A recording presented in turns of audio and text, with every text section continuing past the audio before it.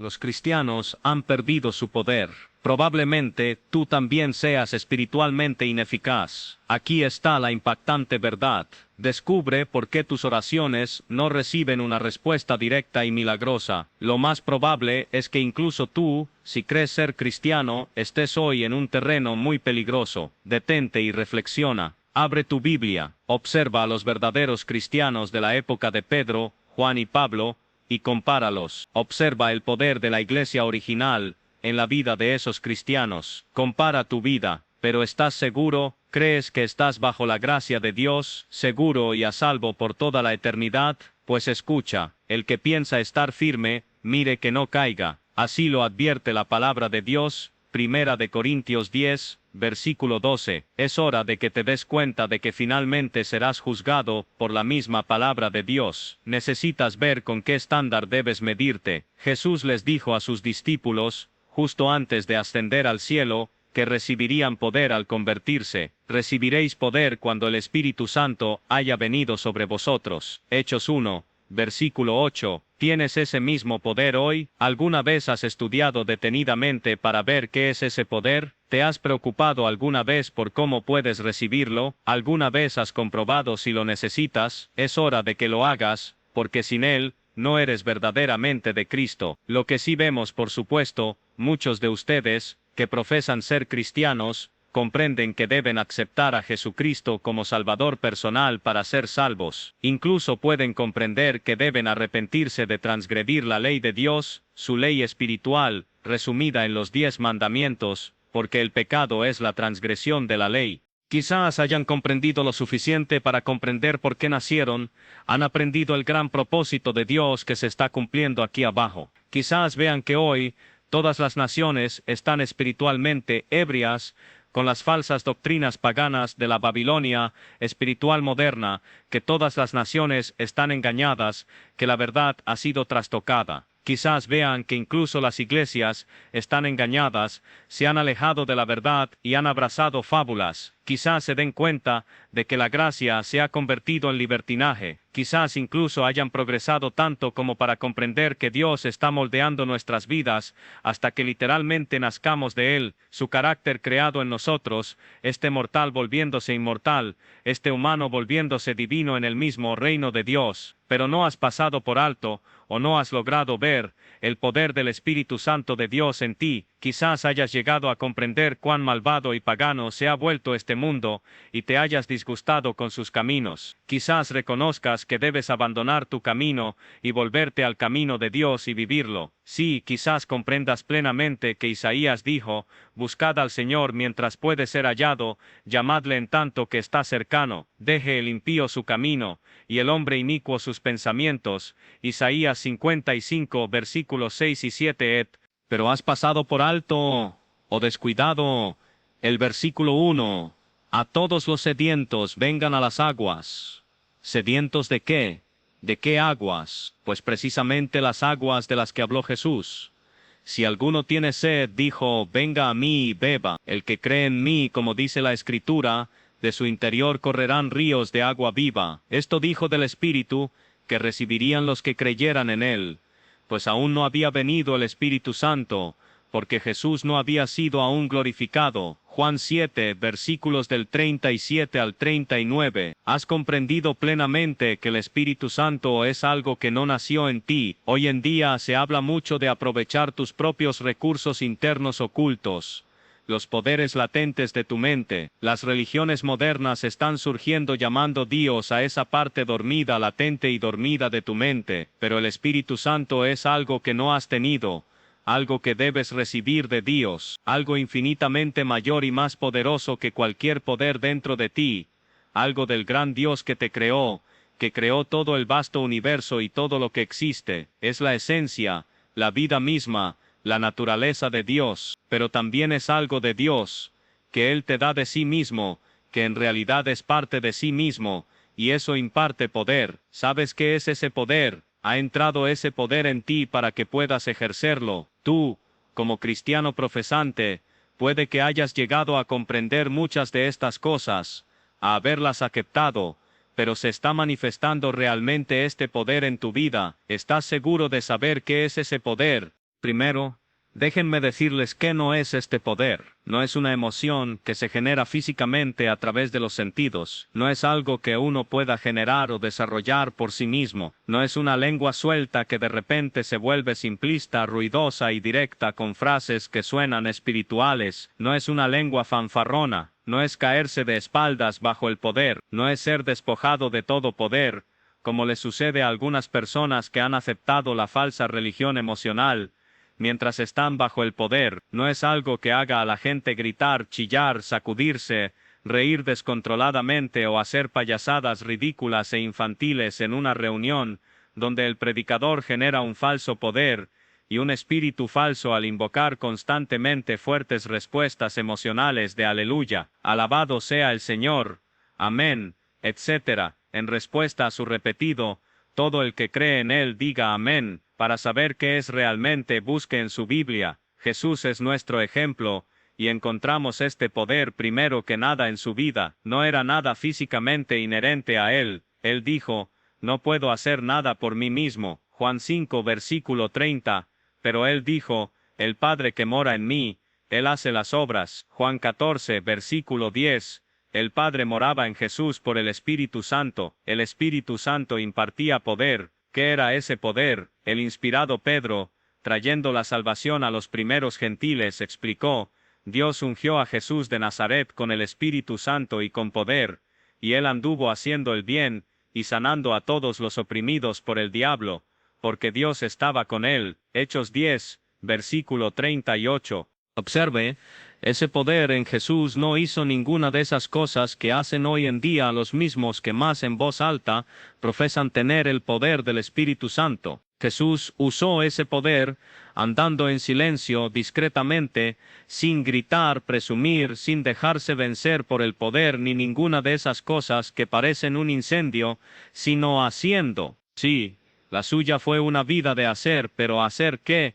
Hacer el bien, servir, ayudar a los demás. Había poder divino, con él realizó milagros, sanó a todos los enfermos, expulsó demonios, y tenía discernimiento para saber cuándo una persona estaba poseída por un demonio. Suyo era el poder del Dios creador, el mismo poder que produjo toda la creación. Cuando habló, Dios es un Dios que obra milagros. Con ese poder, que provenía del Padre y estaba en Jesús, calmó la tormenta, convirtió el agua en vino, alimenta a 5,000 personas con solo 5 panes y 2 peces. Ahora observen ese poder en la iglesia original, antes de que se estableciera la apostasía y la degeneración de nuestros días. Poco después de ser llenos de ese poder de Dios, Pedro y Juan subieron juntos al templo de Jerusalén.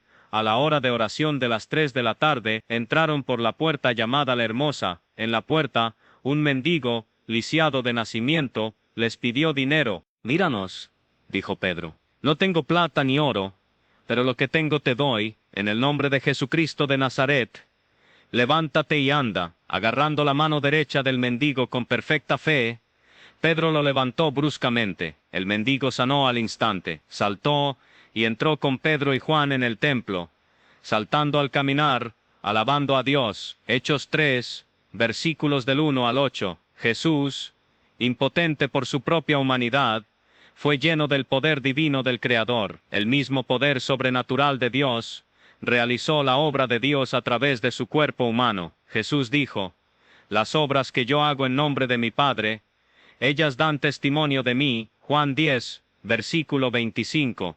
Y también, si no hago las obras de mi Padre, no me creáis, pero si las hago, creed a las obras, para que sepáis y creáis que el Padre está en mí, y yo en él. Versículos 37 y 38. Hoy, ese mismo Espíritu, ese mismo poder sobrenatural, utiliza el cuerpo colectivo de la verdadera Iglesia de Dios, como instrumento humano de Dios, mediante el cual Dios realiza su obra aquí en la tierra. De esa manera, la verdadera Iglesia es también el cuerpo de Cristo. Primera de Corintios 12, versículo 27. Y Jesús dijo, de cierto os digo, el que en mí cree, las obras que yo hago, él las hará también, y aun mayores que éstas hará. Juan 14, versículo 12. Ese mismo poder de Dios estaba en Pedro y Juan, realizó la obra de Dios al proclamar el Evangelio de Cristo, la curación milagrosa del mendigo, despertó el antagonismo de los sacerdotes y saduceos, hasta que apresaron a Pedro y a Juan, y los encerraron en la cárcel durante la noche. Al día siguiente, estos líderes religiosos los amenazaron, les ordenaron que no hablaran ni enseñaran en el nombre de Jesús, y los dejaron ir. Entonces, estos verdaderos cristianos se reunieron de inmediato con su propio grupo de creyentes, y quiero que entiendan esto. Eran humanos, no poseían nada de este poder inherente, ellos mismos no eran la fuente de este poder dinámico, provenía de Dios, y lo importante es esto: no recibimos suficiente de este poder divino de una sola vez, para que dure para siempre. Recuerden, Jesús dijo que este poder de Dios fluirá de nuestro ser más profundo. Juan 7, versículo 38, este poder de Dios es activo, dinámico, no es estático. No se puede recibir una provisión del Espíritu de Dios y luego reprimirla.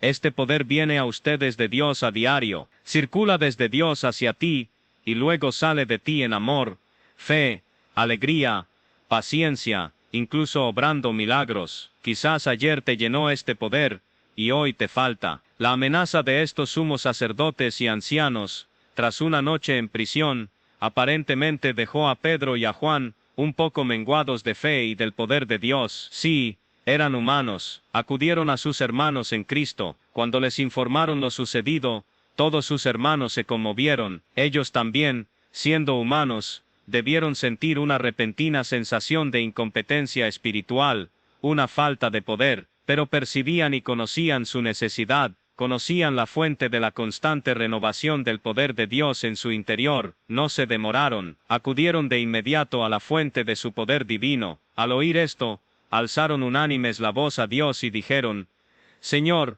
tú eres el Dios que hiciste el cielo y la tierra, el mar, y todo lo que en ellos hay. Ahora, Señor, mira sus amenazas y concede a tus siervos que con todo denuedo hablen tu palabra, extendiendo tu mano para que se hagan sanidades, señales y prodigios, mediante el nombre de tu Santo Hijo Jesús. Hechos 4, versículo 24, y 29, y 30. Sí, de repente, este grupo comprendió su propia incompetencia humana, comprendió su necesidad de un renovado poder de Dios. No huyeron de su dificultad, no se acobardaron, ni temblaron de miedo, no se dieron por vencidos en su gran comisión, fueron directamente a la fuente de su poder, se entregaron de nuevo a las manos de Dios, como sus siervos, con urgencia e intensidad, clamaron a Dios para que los llenara de su poder, que les diera de nuevo fe y capacidad de palabra, pidieron a Dios con fervor y fe que sanara y obrara milagros. ¿Había algún Dios escuchando? ¿Hubo alguna respuesta? Escuchen.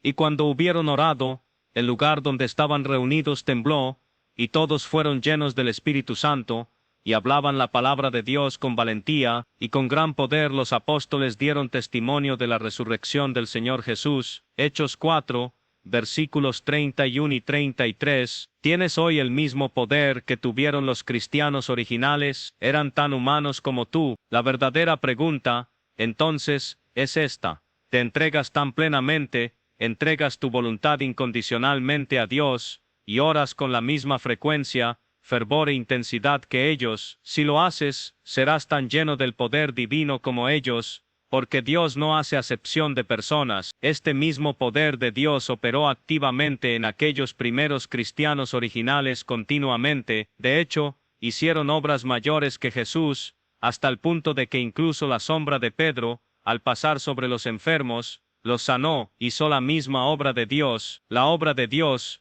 que Dios comenzó en el cuerpo individual de discípulos, ahora se está convirtiendo en el cuerpo de Cristo, la verdadera iglesia de Dios. El mismo poder del Espíritu de Dios, que obró en el cuerpo humano de Jesús, obró en el cuerpo colectivo de la iglesia de Dios, en los días de los apóstoles originales. Ese mismo poder obra en el cuerpo colectivo de Cristo, su iglesia, hoy. La gran comisión es esta: id por todo el mundo, y predicad el Evangelio. Marcos 16, versículo 15, no se predicaría otro Evangelio, como Pablo profetizó. Segunda de Corintios 11, esa verdadera iglesia del primer siglo, fortalecida por Dios, llevó a cabo esta verdadera obra de Dios, entonces se desató la gran apostasía, la falsa iglesia apóstata. Apocalipsis 17, versículos del 1 al 5, surgió en el año 33 después de que Cristo fundara su verdadera iglesia, profesaba ser cristiana, adoptando el nombre de Cristo. Esta iglesia, que profesaba ser cristiana, apartó la atención de la verdad y se volvió hacia las fábulas. Segunda de Timoteo 4, versículo 4, los paganos acudieron en masa, abrazando por completo lo que llamaban cristianismo, trayendo consigo sus creencias y prácticas paganas. Los antiguos misterios babilónicos llegaron a ser etiquetados falsamente como cristianismo. El mundo entero hoy está engañado. Apocalipsis 17, versículos 1 y 2, y capítulo 12, versículo 9, pero también continuó la verdadera iglesia de Dios, representada en Apocalipsis 12, perseguida por Satanás, y su gran iglesia falsa de Apocalipsis 17. Esta iglesia perseguida ya no podía proclamar el verdadero evangelio a todas las naciones, al mundo entero, con gran poder, pero Jesús había dicho, proféticamente, que justo antes del fin de este mundo, ahora mismo, este evangelio del reino será predicado en todo el mundo, para testimonio a todas las naciones, y entonces vendrá el fin. Mateo 24, versículo 14, hoy esa profecía se está cumpliendo ante sus ojos en este preciso instante. Hoy, la transmisión dinámica, el mundo de mañana, se transmite con el poder de Dios, llegando a millones de personas en todo el mundo. Hoy Dios está abriendo puertas gigantescas, las puertas de la radio, la televisión y la imprenta, puertas de comunicaciones masivas, el evangelio original y verdadero de Jesucristo, el mismo evangelio que Él trajo de Dios y enseñó, se transmite a cada continente alrededor del mundo. Está golpeando a este mundo con tremendo impacto, con tremendo poder. Esta misma obra de Dios para nuestros días está predicha en la profecía de Apocalipsis 3, versículos del 7 al 13, pero allí se revela que nosotros, hoy, somos un pueblo de poca fuerza, poco poder. Versículo 8, dentro de nosotros mismos, aunque hemos guardado fielmente la palabra de Dios, el impacto de esta obra de Dios hoy está saliendo solo a través del poder de Dios. Estás teniendo tu parte en esta misma obra de Dios, pero, seamos sinceros, no tenemos dentro de nosotros mismos, como instrumentos de Dios para su obra hoy, ni cerca del poder de Dios que activó esa iglesia original del primer siglo. Por esa misma razón, el Cristo viviente dice, versículo 8, Él nos ha abierto la gigantesca puerta de la comunicación masiva, el poder magnificado del micrófono y la imprenta. Sin embargo, eso es solo poder físico, mecánico. El poder real que hace que la obra de Dios sea vital y viva es el Espíritu Santo de Dios. Necesitamos presentar nuestros cuerpos como sacrificio vivo a Dios. Rom 12, versículo 1, necesitamos recibir una mayor transformación y ser menos conformados a este presente mundo malo. Necesitamos arrepentirnos, necesitamos buscar a Dios con más fervor, necesitamos ponernos toda la armadura de Dios como se nos amonesta en Efesios 6, versículos del 10 al 18, quizás algunos necesitemos ayunar y orar, como lo hizo Jesús. ¿Sientes suficiente del poder de Dios fluyendo dinámicamente dentro y fuera de ti? Necesitas buscar un contacto mucho más cercano con tu Dios.